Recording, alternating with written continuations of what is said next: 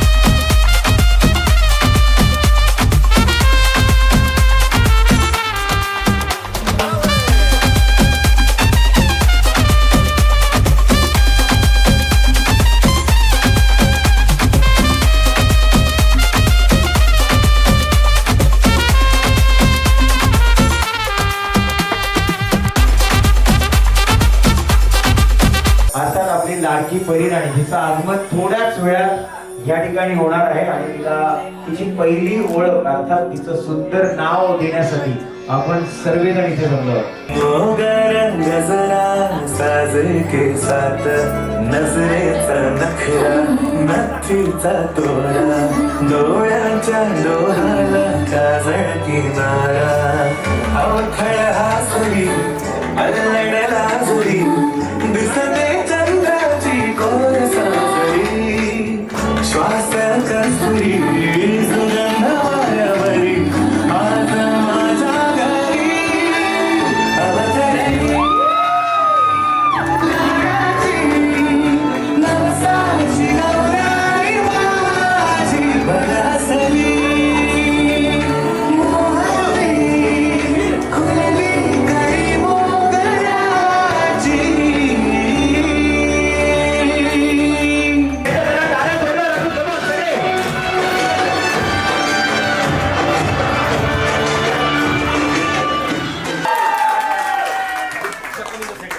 या परिराणीचं या गोजिया राजकन्येचं नाव आहे अभिज्ञा।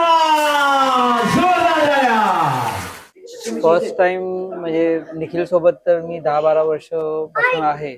निखिलला मी पहिला डे 1 पासून ओळखतो की निखिलने कसं सुरुवातीपासून काम केलं आणि जेव्हा त्याने स्वतःची इव्हेंट कंपनी ओपन केली तेव्हा माझी एक इच्छा होती की मी त्यासोबत काम करेल आणि तो योग खूप वर्षानंतर आला। बरीच वर्ष मी त्याच्याकडे डेट्ससाठी थांबलो होतो पण डेट्स काय मिळाल्या नव्हत्या पण मिळाल्या आणि मला खूपच आज आनंद झाला की काहीतरी वेगळं काहीतरी डिफरंट आतापर्यंत कधी गेलं नव्हतं स्पेशली बारशाच्या कार्यक्रमासाठी। आणि जो कन्सेप्ट प्रमाणे आम्ही विचार केला त्या कन्सेप्ट प्रमाणे सगळं पूर्ण इव्हेंट आमची ऑर्गनाइज झाली प्रॉपरली प्लॅन झाली आणि सगळ्यांनाच खूपच आवडलं। सगळ्यांनी खूप कौतुक केलं। सगळ्यांनाच मराठी गाण्या खूप वर्षांनी ऐकायला मिळाल्यामुळे सगळ्यांना अगदी बालपणात गेल्यासारखं वाटलं। So I am really happy की आमची पर्सनल इव्हेंट ही निखिल दळवी आणि त्यांच्या पूर्ण टीमने अप्रतिमपणे सादर केली आणि त्यांच्या पुढच्या वाटचालीसाठी मी खूप साऱ्या शुभेच्छा देतो।